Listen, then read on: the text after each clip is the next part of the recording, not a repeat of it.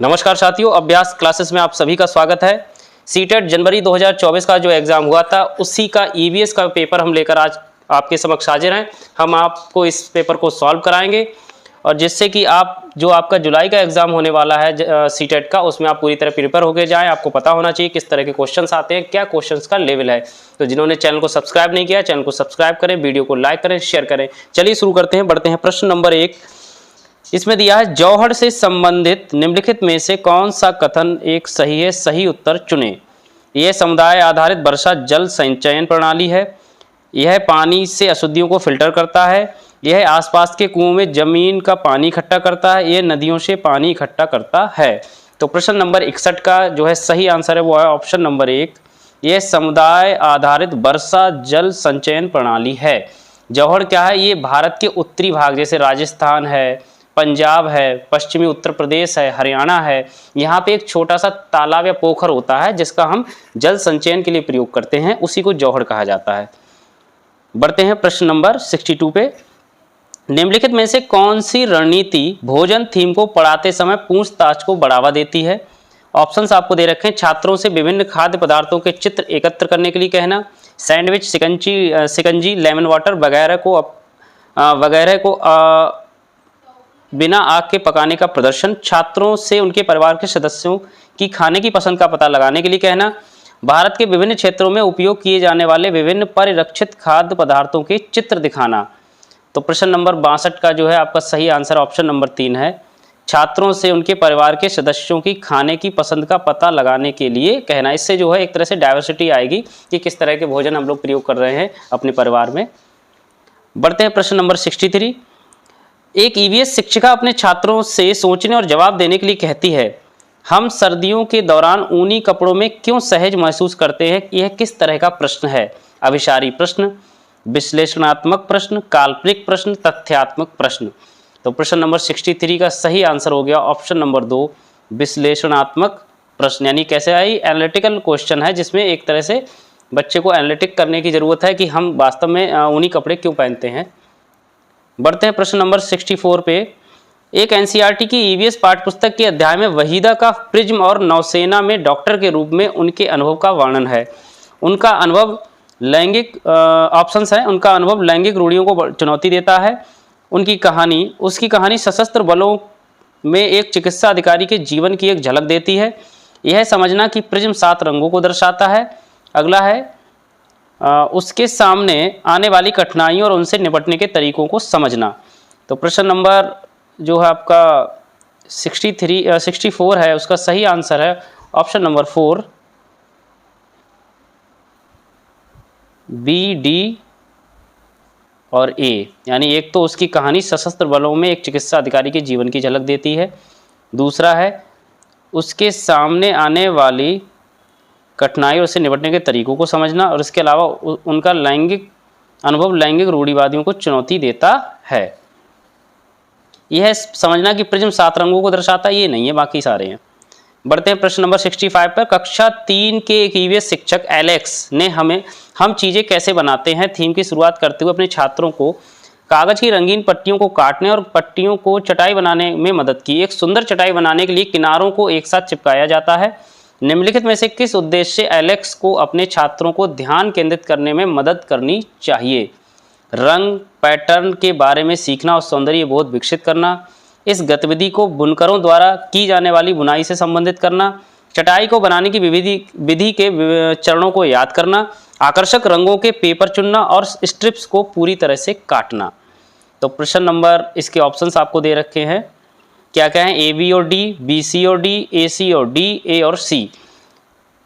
तो प्रश्न नंबर 65 का जो सही आंसर है ऑप्शन नंबर 1 है, ए, बी और डी, यानी सी नहीं है, बाकी सभी हैं।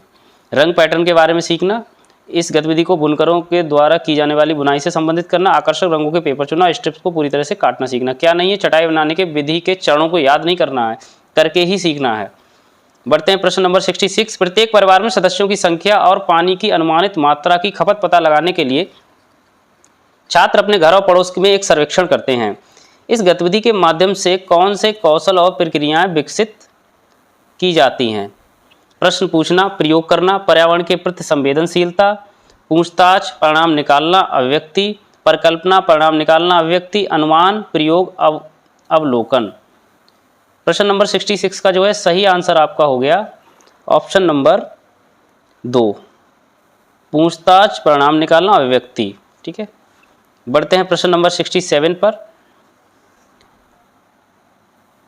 डॉक्टर मरीजों में मलेरिया की पहचान करने के लिए खून की जांच कराने के लिए निर्देशित करते हैं। खून की जांच से उसमें उपस्थित हीमोग्लोबिन का पता चलेगा, उसमें उपस्थित लौह तत्व की मात्रा का पता चलेगा, उसमें मादा मच्छर के अंडों की उपस्थिति का पता चलेगा, उसमें उपस्थित जीवाणुओं का पता चलेगा। तो प्रश्न नंबर 67 का सही आंसर ऑप्शन नंबर 4 है, उसमें उपस्थित जीवाणुओं का पता चलेगा। Check for microbes in blood, यही इंपॉर्टेंट चीज़ है। प्रश्न नंबर 68, मधुमक्खियों के छत्तों के बारे में नीचे दिए गए कथनों पर विचार कीजिए। ऑप्शंस आपके दे रखे हैं। मधुमक्खियां शहद के छत्तों में रहती हैं। हर छत्ते में एक रानी मक्खी होती है जो अंडे देती है।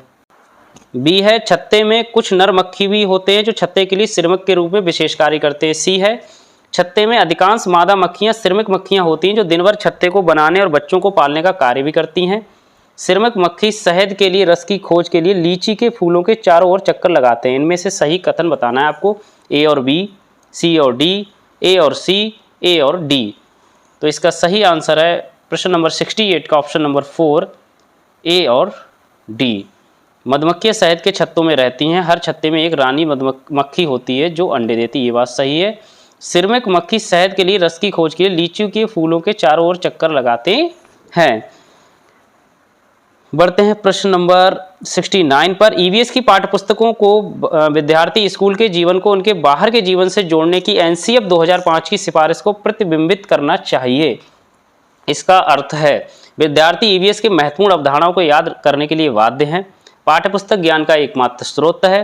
पाठ्यपुस्तकें विद्यार्थियों को उनके आसपास के सभी स्रोतों के माध्यम से ज्ञान का निर्माण करने में सहायता करती हैं। शिक्षकों को पाठ्यपुस्तकों को शिक्षण अधिगम संसाधनों में एक संसाधन के रूप में उपयोग करने की आवश्यकता है। तो प्रश्न नंबर 69 का सही आंसर ऑप्शन नंबर 3 है। पाठ्यपुस्तकें विद्यार्थियों को उनके आसपास के सभी स्रोतों के माध्यम से ज्ञान का निर्माण करने में सहायता करती हैं। देखो यहाँ पे बाध्य वाली बात कह दी कि याद करना और के लिए बाध्य, ये यहीं पे गलत हो गया। पाठ्यपुस्तक ज्ञान का एकमात्र स्रोत है, ये भी गलत हो गया।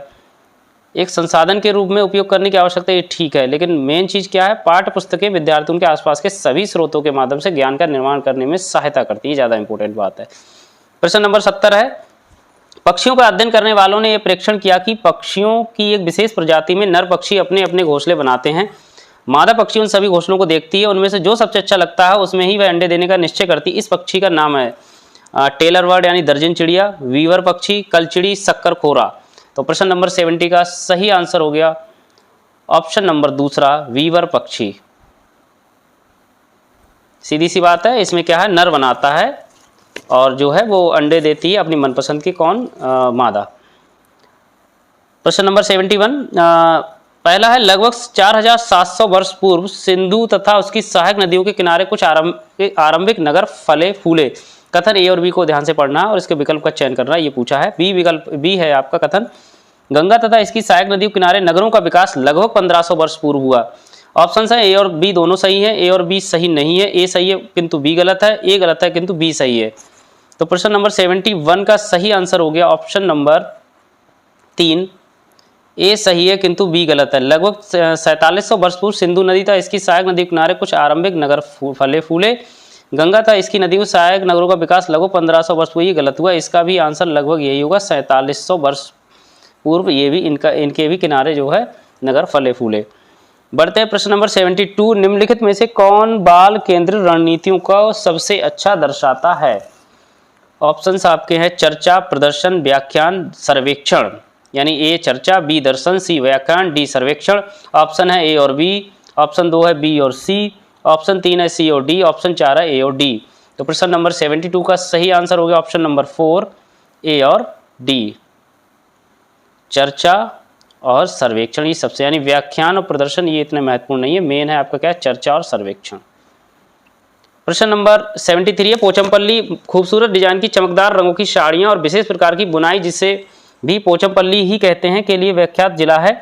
यह निम्नलिखित में से किसका भाग है? तमिलनाडु, कर्नाटक, महाराष्ट्र, तेलंगाना। ये प्रश्न कई बार पूछा गया, बहुत ही महत्वपूर्ण है। तो 73 का सही आंसर हो गया ऑप्शन नंबर 4 तेलंगाना। बढ़ते हैं प्रश्न नंबर 74 पर। सीमा एक ईवीएस शिक्षिका ने अपने छात्रों के लिए चिड़ियाघर के एक क्षेत्र भ्रमण यानी फील्ड ट्रिप का आयोजन किया।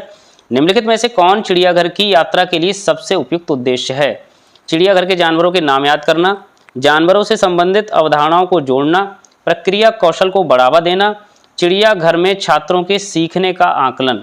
ऑप्शंस आपको दे रखे हैं ए, बी और सी, बी, सी और डी, ए, सी और डी, ए और बी। तो प्रश्न नंबर 74 का सही आंसर हो गया ऑप्शन नंबर दूसरा बी, सी और डी। यानी बी जानवरों से संबंधित अवधारणाओं को जोड़ना, सी हो गया प्रक्रिया कौशल को बढ़ावा देना, डी हो गया चिड़ियाघर में छात्रों के सीखने का आकलन। जानवरों के नाम याद करना या रटना इस तरह की कोई भी जो है प्रक्रिया नहीं है इसमें। बढ़ते हैं प्रश्न नंबर 75।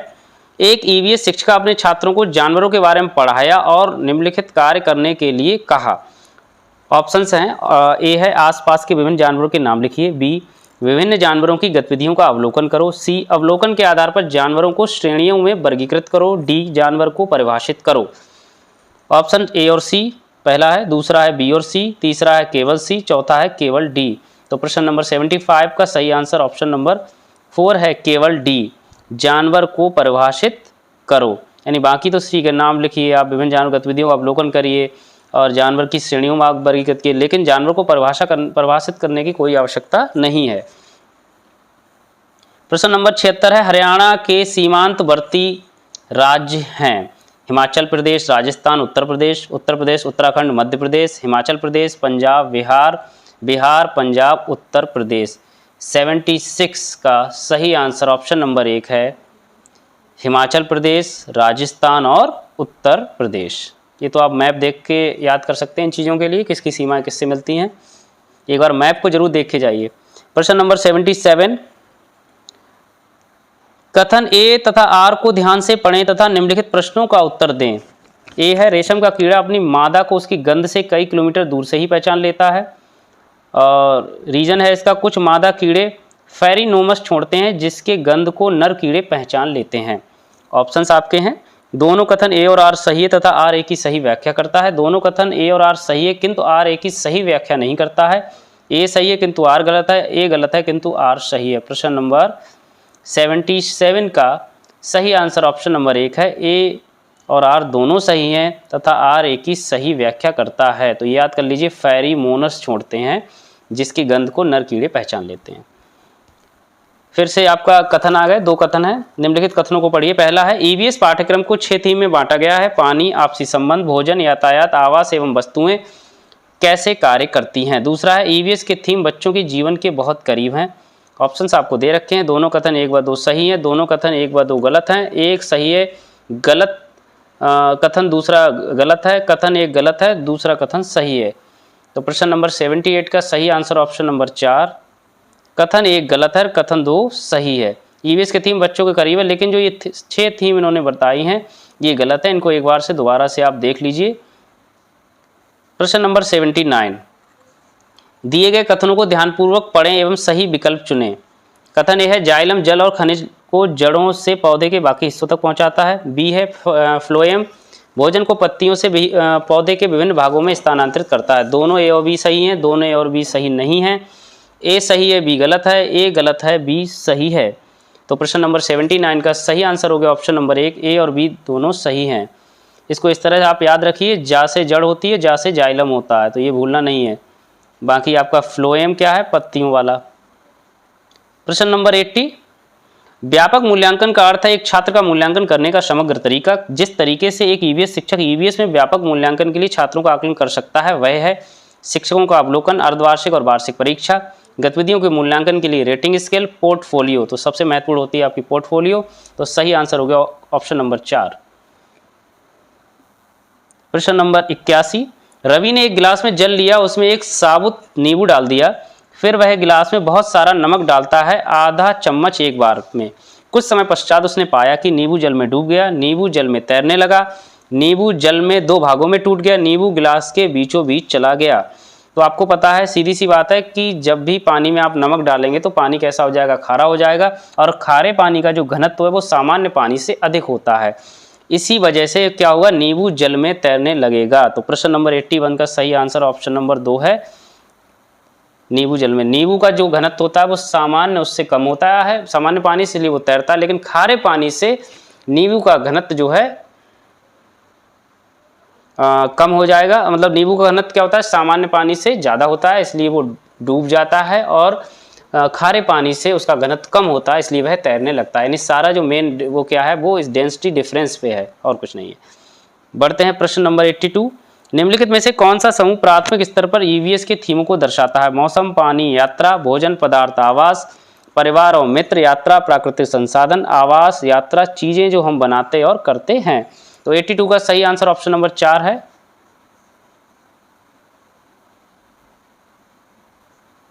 आवास, यात्रा, चीजें जो हम बनाते और करते हैं। बढ़ते हैं प्रश्न नंबर 83 पे। अल बिरूनी के बारे में निम्नलिखित कथनों में से एक कथन सही नहीं है, सही उत्तर चुनें। यानी आपको इसमें नेगेटिव सेंटेंस देखना है। अल बिरूनी जहाँ से आए थे उसे आजकल उज्बेकिस्तान कहते हैं। दूसरा है, 1000 से भी ज़्यादा साल पहले वह भारत आए थे। उसने भारत के उस समय के तालाबों के बारे में कुछ नहीं लिखा है। उसने अपने लेखों में भारत में तालाब बनाने की तकनीकी की प्रशंसा की है। तो प्रश्न नंबर 83 का सही आंसर ऑप्शन नंबर 3, उसने भारत के उस समय के तालाबों के बारे में कुछ नहीं लिखा। ये दोनों, पहली बात तो तीसरा और चौथा आपस में विरोधाभास था, इसीलिए इन्हीं दोनों में से एक सही होने का चांस था, इसलिए प्रश्न ऑप्शन नंबर 3 सही है। बढ़ते हैं प्रश्न नंबर 84 पे। नीचे दिए कथन ए और बी पर विचार करना है। कथन ए है, बोरा असम में उपयोग की जाने वाली धान का एक सामान्य प्रकार है। कथन बी है, धान की खेती चिकनी मिट्टी में अच्छी होती है और वह इस फसल को प्रचुर मात्रा में पानी चाहिए। निम्नलिखित में सही कोड चुनिए। ए और बी दोनों सही है, ए और बी दोनों गलत है, ए सही है परंतु बी गलत है, ए गलत है परंतु बी सही है। तो प्रश्न नंबर 84 का जो है सही आंसर ऑप्शन नंबर 1 हो गया आपका, ए और बी दोनों सही हैं। बोरा असम में उपयोग किए जाने वाले धान की सामान्य प्रकार है। धान की खेती चिकनी मिट्टी में अच्छी होती है। बढ़ते हैं प्रश्न नंबर अगला पे। उस वस्तु का द्रव्यमान जिसका घनत्व 12 ग्राम पर मिलीलीटर है तथा आयतन 3 मिलीलीटर है। ऑप्शंस आपके दे रखे हैं 15 ग्राम, 24 ग्राम, 36 ग्राम, 4 ग्राम। तो देखिए सीधा सा फार्मूला होता है, द्रव्यमान बराबर होता है आयतन गुणा घनत्व, यानी m बराबर होता है v इंटू रो। v यहाँ पे आयतन है, रो आपका हो गया घनत्व। तो आपका v का मान 12 दे रखा है, रो का मान आपका रो का मान आपको 12 दे रखा है और v का मान दे रखा है m बराबर v इंटू रो। v का आयतन 3 लीटर तो 3 हो गया और रो का मान हो गया 12, 12 3 36, तो सही आंसर हो गया 36 ग्राम, ऑप्शन नंबर 3। बढ़ते हैं प्रश्न नंबर 86 पर। आप चाहते हैं कि छात्र सहपाठी शिक्षण रणनीतियों द्वारा सीखें, आप समूह कैसे बनाएंगे? 4/5 छात्रों के रोल नंबर के अनुसार समूह बनाएं। परीक्षा में प्राप्त अंकों के अनुसार छात्रों के एक समान समूह बनाएं। भागीदारी और सहयोग के आधार पर विषम समूह बनाएं। समान लिंग और सामाजिक आर्थिक पृष्ठभूमि के बच्चों 5 छात्रों का एक समूह बनाएं। तो प्रश्न नंबर 86 का जो है सही आंसर ऑप्शन नंबर 3 है, भागीदारी और सहयोग के आधार पर एक विषम समूह बनाएं। बढ़ते हैं प्रश्न नंबर 87 पर। घड़सी सर से संबंधित निम्नलिखित कथनों में से कौन सा एक कथन सही नहीं है, सही उत्तर चुनें। जैसलमेर राजा घड़सी ने इसे बनाया था। यह लगभग 650 साल पहले बनाया गया था। यह 9 तालाबों से जुड़ा हुआ था। यह तालाब आज भी प्रयोग में है। तो प्रश्न नंबर 87 का जो है सही आंसर ऑप्शन नंबर 4 है, यह तालाब आज भी प्रयोग में है, जो कि आपका गलत बात है। प्रश्न नंबर 88 अभिकथन है। इसमें थीम परिवार और मित्र ईवीएस में एक प्रमुख थीम है। पौधों और जानवरों को परिवार और मित्र के उप थीम के रूप में प्रस्तुत किया जाता है। कारण उन्होंने दिया है, थीम के द्वारा मनुष्य के जीवन के अन्य रूपों की अन्योन्य आश्रितता पर प्रकाश डाला गया है। ऑप्शंस आपके हैं, अभिकथन और कारण दोनों सही हैं और कारण अभिकथन की सही व्याख्या है। अभिकथन और कारण सही हैं लेकिन कारण अभिकथन की सही व्याख्या नहीं करता है। अगला है अभिकथन सही है, कारण गलत है। नेक्स्ट है अभिकथन गलत है परंतु कारण सही है। तो प्रश्न नंबर आपका 88 का सही आंसर हो गया ऑप्शन नंबर 1, अभिकथन और कारण दोनों सही है, कारण अभिकथन की सही व्याख्या करता है। प्रश्न नंबर 89 दिए गए कथनों को ध्यानपूर्वक पढ़ें और सही विकल्प चुनें। अब कथन है, हम अधिक ऊंचाई की तुलना में समुद्र तल पर आसानी से खाना पका सकते हैं। और कारण दे रखा है, अधिक ऊंचाई पर पानी का क्वथनांक बढ़ जाता है। पहला ए और आर सत्य है, आर ए का सही स्पष्टीकरण है। दूसरा है ए और आर सत्य लेकिन आर ए का स्पष्टीकरण सही नहीं है। तीसरा ए सत्य है, आर असत्य है। चौथा है आर ए असत्य है लेकिन आर सत्य है। तो प्रश्न नंबर 89 का सही आंसर हो गया ऑप्शन नंबर 3, ए सत्य है लेकिन आर असत्य है। हम अधिक ऊंचाई की तुलना में समुद्र तल पर आसानी से खाना पका सकते हैं। अधिक ऊंचाई पर पानी का क्वथनांक बढ़ जाता है, ये की गलत है, घट जाता है। प्रश्न नंबर 90 लास्ट है। कक्षा 5 की ईवीएस शिक्षिका नीना अपने छात्रों को एक समूह असाइनमेंट देती है कि उन्हें पास के कृषि फार्मों का दौरा करना है और कृषि के दौरान किसानों द्वारा उपयोग किए जाने वाले उपकरणों और उनके द्वारा उगाई जाने वाली फसलों के बारे में जानकारी प्राप्त करनी है। उन्हें फोटो भी कलेक्ट कर रिपोर्ट तैयार करनी है। यह कौन से प्रक्रिया कौशल और सीखने के संकेतक शामिल हैं? यहाँ कौन से प्रक्रिया कौशल और सीखने के कौशल संकेतक शामिल हैं, यानी लर्निंग इंडिकेटर आपको बताने हैं। ऑप्शंस हैं, प्रश्न करना, अभिव्यक्ति करना, परिणाम निकालना। अगला है प्रश्न पूछना, प्रयोग करना, पर्यावरण के प्रति संवेदनशीलता, परिकल्पना, परिणाम निकालना, अभिव्यक्ति। नेक्स्ट है अनुमान, प्रयोग, अवलोकन। तो प्रश्न नंबर आपका जो है लास्ट 90 का सही आंसर ऑप्शन नंबर 1 है, प्रश्न करना, अभिव्यक्त करना, परिणाम निकालना। अन्य ऐसी ही वीडियो के लिए हमारे चैनल को सब्सक्राइब करें, हमें कमेंट करें। बहुत बहुत धन्यवाद।